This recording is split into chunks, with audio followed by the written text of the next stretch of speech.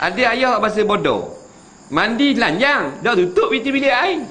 Anak dia pergi dapur pun lalu kat luar.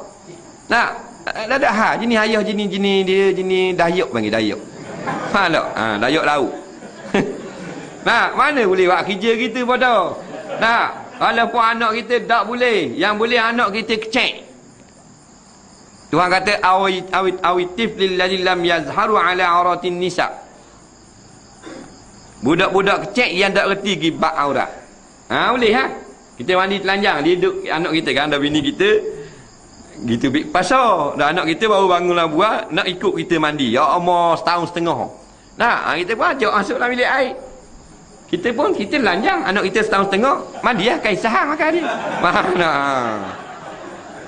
Ada apa kita pasal dia lam yazharu ala auratin nisa, dia tak reti aurat, tak reti. Tak, kita telanjang, dia telanjang tak ada hak, bom dia dirus tak. Dia tak reti. Faham? Tu tak apalah, tak haram lah. Tapi kalau anak tu besar dah umur 5 tahun, jangan buat tebang haram. Dia reti bahasa dah.